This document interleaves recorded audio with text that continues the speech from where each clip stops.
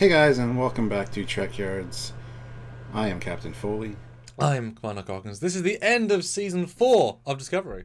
The finale coming home. Has the journey been worth it? Is this a big, epic conclusion, Stuart? Oh my goodness. Let's talk about this. Yeah, well, what did you think of it? We'll start with you this time. I'm whelmed. I'm not overwhelmed. I'm not underwhelmed. I'm whelmed. Which honestly, given the progression of the series, the best I could hope for was whelmed. So good job for whelming me. No, it was okay. It was a reasonably enjoyable watch, but it highlights how bad some of the episodes were.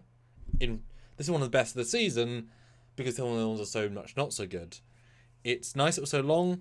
Tilly, I guess we were talking about Tilly. I guess it was nice to see her. I guess some choices they made were quite bold and undid them.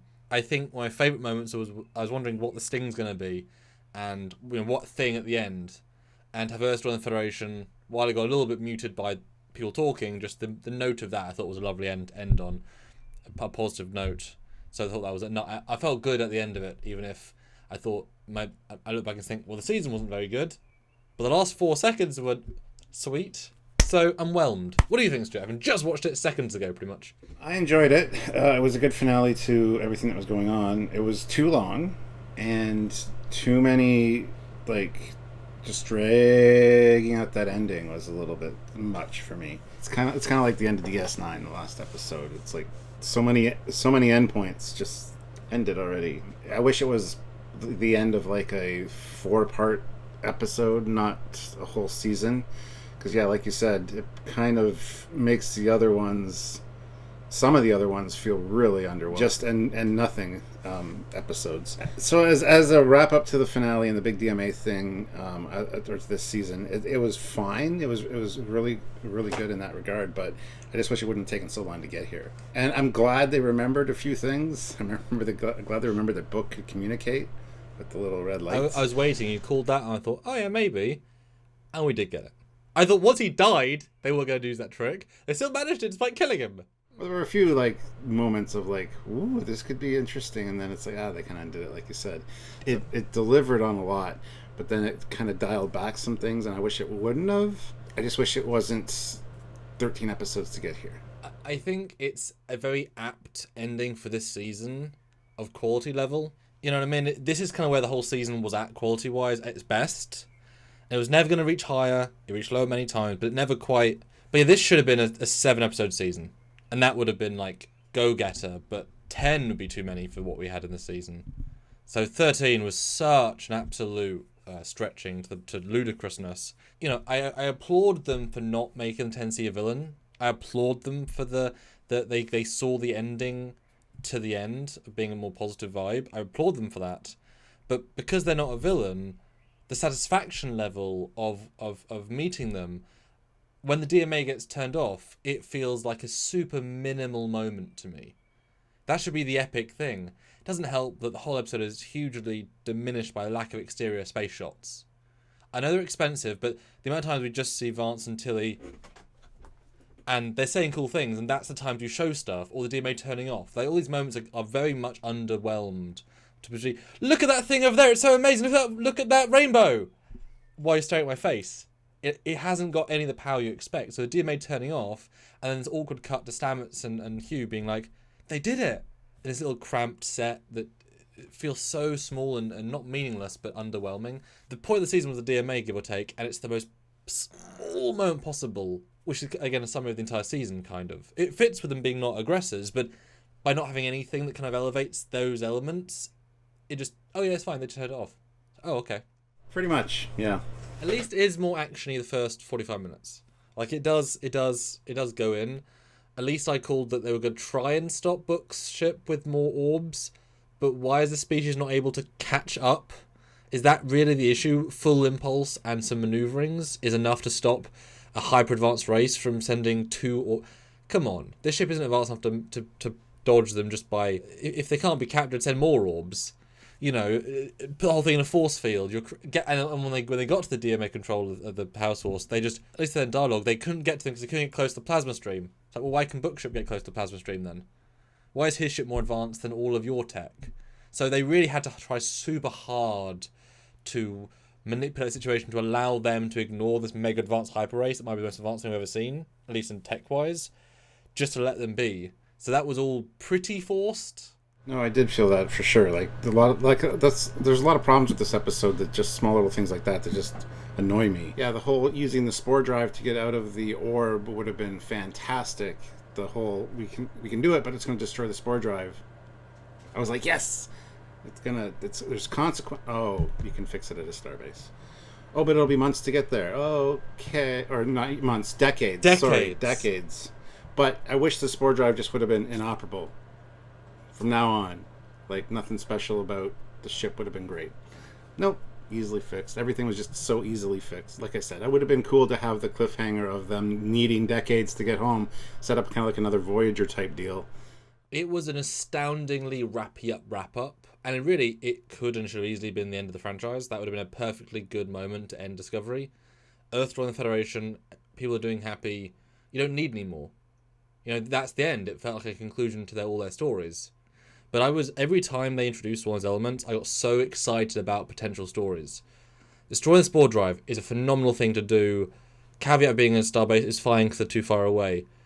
And I love that President Tarina says to decades, because that instantly tells us that no, the tech isn't mega advanced warp tech. Just because it's now 1,000 years, it still takes you 20 years to cross the galaxy. At least 20, 30, 40 years. It was 70 years in Voyager. It can't get radically faster without transwarp, whatever, and they've obviously just ignored that tech, but warp drive. So I like that we've got this definitive level of that distance is still massive. And only the Discovery is the god ship that can travel, which kind of explains why they never did scan the barrier, because they couldn't stand it 20 years. So that was a nice, whereas we got a sense it should have been years, months, So I'm glad that was brought in, but it was really exciting. Yes, it's just traveling the edge of the Alpha Quadrant. It's not the most exciting version of that idea, but it's something. And then Book dies, really bold move, really poignant, has so much. Oh, he's back. And it's a really nice moment he's back, but it instantly undoes all of that great tension work that they built this great bit of wow, unexpected, and then they ruined it by bringing him back. And I was really like, damn, good choice. That is because he's one of the best actors in the show by a mile. And you've set up death of your lead's boyfriend, can't get home easily, no more spore drive. That is such a powerful story for season 5. Completely undone, with zero repercussions of any kind. I don't hate that because, it's Discovery, but boy, there's such a grounding. Like, if you knew the ending beat, that would ruin the entire episode, because it would undermine all of the tension. It builds, and then it's...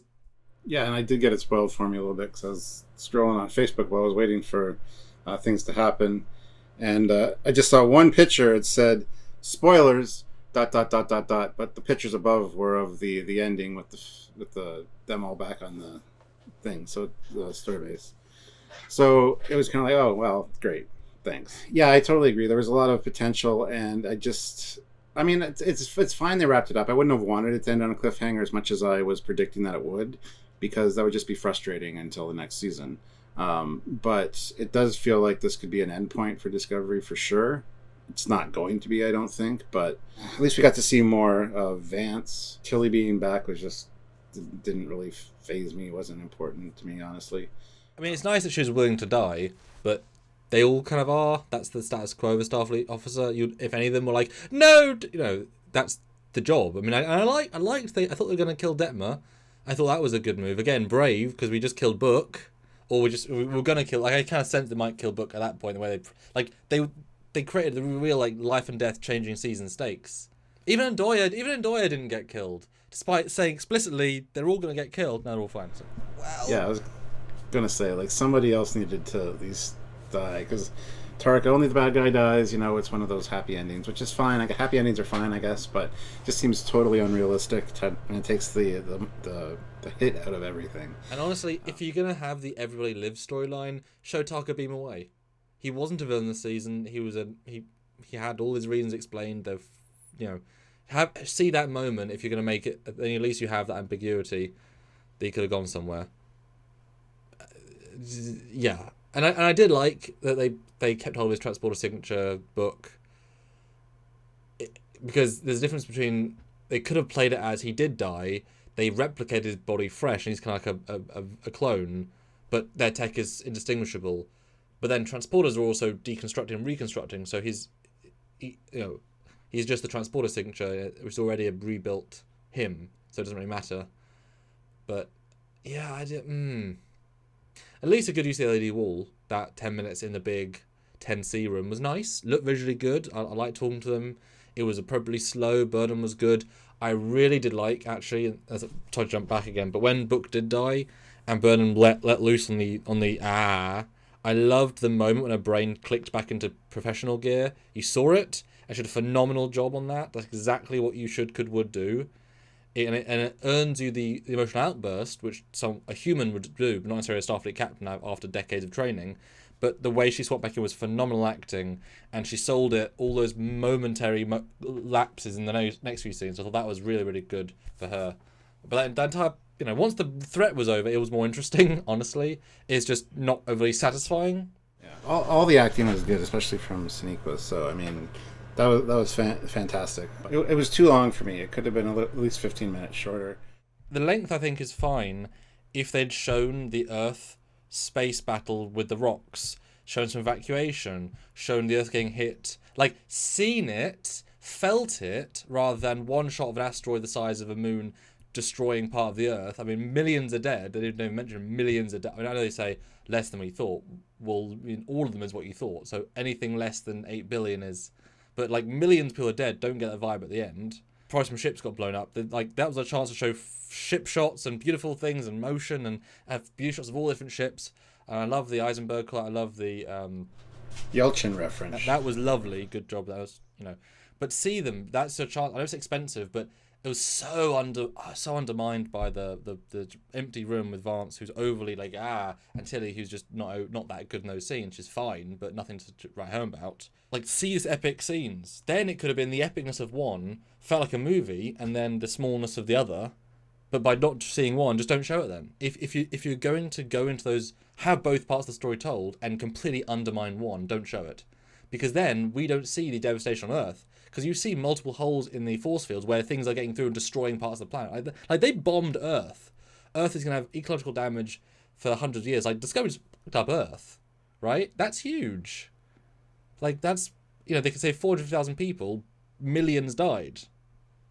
It's horrible, but it's not, and who knows how many people died in Navarre, Clearly, yeah, I would have liked to see a cut between Earth and Navarre at some point. Just don't show it if you can't achieve it at the scale that you're promising, because this is literally apocalypse level event where everybody knows they're going to die. Like, cut to a child on Earth looking up and mum saying, "Sorry, babe, nothing we can do." Like, it's literally the apocalypse. And speaking of, why did the DMA rocks then reverse? They make a line of dialogue about that the DMA, the species tendency is cleaning up the void to make things. But that wouldn't be an instant. DMA is off and other stuff's reversing. Like, the gravity would be turned off, but the rocks would still be in Earth's orbit. I don't know why they would reverse gravity. Well, they could have reversed the polarity of the DMA to suck everything back. That's what I assume, but that should have been said explicitly, because it just looks so silly. Because as soon as the DMA turns off, the threat is still real, because all the rocks will still hit Earth, and there's still thousands of, still like 10 light years of destruction. Well, the episode when I was watching it felt so dense, with so much going on, but now when I'm trying to think about anything specific to discuss, I'm having a hard time. It's kind of just those overarching, like, end beats that we're talking about, but I can't think of anything more specific, unfortunately. It's because they spend the first 20 minutes dealing with Booker's ship, the second 20 minutes dealing with the DMA and turning it off, and then the last 20 minutes dealing with the repercussions of it. But each thing was very simple to do. Very, very simple to do. It's just there's lots of steps to get them to do it, but it's also a very simple ending. Although I'm happy Bookship's got destroyed, because that's a nice, no longer solves everything ship. Speaking of, that was cool, seeing Starfleet headquarters at warp, so we got to see more of it, so that's good. Didn't need to spin as much, I'll be honest. And it certainly went from out of warp into Earth's orbit. Like, that's very, whatever. But it was a cool visual, and so the warp came. I was excited because those were some cool visuals. To see the fleet do stuff, to see all the ships get a moment, maybe even to cut to a bridge of them would have been an obvious thing. Who is the captain of the Eisenberg? Could have been the Ferengi guy that hasn't said a word. Just, or whatever. Like, these moments were so viscerally cool. No, they weren't. Well, yeah. Well, those scenes that you're talking about, all I saw was shuttles. Like, yeah, you saw occasionally one ship kind of go over or whatever, like the Voyager or whatever, but nothing that would have been like, you could have done some good stuff. You got some cool ships. Let's show those off at least. They're always But scared yeah. to. They're always scared to in the show. The space shots. I don't know why. It's weird. Like I said, I was whelmed. I enjoyed so much of it. They didn't fall into any of the traps, but it's just like the season. It's just, Yeah, could have been worse, but definitely could have been better. So and it's no season 3. I mean, season 3, yes, okay, had Die Hard as Burnham fighting Orions and the stupid, Turbolift. So they're real dumb things, but the stakes felt more appropriate. The ending for us at least was stronger. The ending was stronger. So at least it was a more TNG overall vibe, but they had to strip it down to 10 episodes or 7, really focus on the stories you want to tell, really focus on them. And we just watched Picard. Writing was much better, pacing was really good. Neither came across in this Discovery, despite the writing being better, but as in better than it has been. It's very strange. I enjoyed it, but this is not a season of Trek I think is great, But it did not break the ending. Whereas Discovery seasons 1 and 2 failed the ending miserably. Season 3 did a good job. This one, yeah, second best ending I think for Discovery. definitely didn't need 13 episodes. I don't know what happened there. Probably the COVID restrictions affected there. We got 13 episodes, but we got to kind of fix things. So I don't know what happened, but I'm kind of glad it's over. It was a pretty satisfying ending as far as everything kind of in its place, and the DMA and the 10C and all that went really well. Well, that's the thing. The main story of the aliens was great. It's everything around it that lets it down a bit. But that's the Trek you want. Like, I'm happily watch 25 minutes from talking to a light show of an alien. That's great. But then you throw out these illogical, poorly conceived bits. That's one of the things that you want to talk about real quick before we end out, is how easy communication got at the end. Oh my god. What would you like us to say? Well, that the Federation, and the Federation president goes on this huge diatribe, and I'd be through like, simple concepts, please, because it just got a little bit too complicated as far as too easy. I mean, translating, because it was such a difficult process at the beginning. There is single line saying we updated with a newer version of the translator, Which was missing. No, it was there. There was Adira says it quickly, yeah. Didn't hear it. And it's so quick, and that in no way implies from basic if this then this to full conversation. It's the same day. Like, they were on the bridge of their fake discovery an hour ago giving simple concepts. Within 1 hour... And having a hard time trying to figure out how to convey those, yeah. In 1 hour, with the same information, with the same teams, only had 1 hour, they have full communication, like, completely unabridged. That was laughable. Laughable. It only benefits from us, the audience, saying 1 week has passed, time has passed. No time has passed. Where the hell did that come from? That was very poorly done. But they wrote themselves into a corner. They can't have, please no kill, sad. No kill us. How many of you are there? I would just say billions, or whatever. This whole concept of individuals and then it was a little bit stretched thin. And then when Book came back, he says, "Can I talk to them?" Yes. And then he goes on a whole this and this, and I'm like, just use your light up thing. And then all of a sudden it becomes a thing. It's like, thank you, you remembered, but they should have had it like light up and hear it like an inner dialogue or an inner monologue of him saying that to them directly with nobody else hearing. That would have made more sense, because it's easier to convey things directly. And I know that Tarina tried to do it with the mind meld, which went horribly wrong, but that's because she connected to all of them at once. So Book, I think, would have more of a capability to do that, and they didn't use that to its advantage, I don't think, because it just became too easy to just type it in everything you're saying. Mm-hmm. So yes, the amount of typing Saru did. Well, you watch him, he's just like he's forming full sentences. Yeah, that was horribly out. Just. Well, he's like a court stenographer. He's just like short forming it. But that was insane. As satisfying as it was, and as action packed and dense as it was, still Discovery. Yeah, there were still a lot of problems. Yeah, it was still Discovery. But Better than season 1 and season 2. This episode, maybe.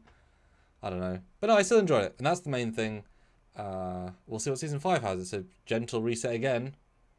But Earth and Doria, Vulcan, all part of the Federation again. Just off screen. That's what I wanted the season to be about. And they got there at the end by off screen. Cool. Speaking of the end, this is the end. Yes. Join us live later today for the full breakdown and review where we go through it scene by scene, which will probably have a lot more detail in that because we will be dissecting dialogue a little bit more. Because, like I said, I can't remember everything that happened in this one because it was just so dense. So please join us for that if you're able to. If you're not, though, comment down below what you thought of the episode and our thoughts on it. And please subscribe to the channel, hit that like button, and click the notification bell icon so you get notified when we do our lives and our breakdowns. Because there's always lots to talk about with Trek, and we're here for you guys. And if you want to support what we do a lot. All the different shows. And, come out for the new Stranger Worlds, etc. Those shows we're going to talk about as well. Support us on Patreon or join the channel on YouTube as both monthly or one-time donation at trekyards@hotmail.com. All those one-time donations via super chats, via the lives. We love that direct communication. We really feed off that conversation, talking to you, analysing, thinking. You might make a great point. We see it. We know where to pay our rent that month. And we have a great conversation. We love it. You guys love it. Support if you can. If you can't, just watch. But we hope you can support a little bit. Thanks in advance. That's right. So that is it, guys, for us and for Discovery this season. So we'll see you later. Until then, I'm Captain Foley. I am Connor Gomes. Bye, everybody.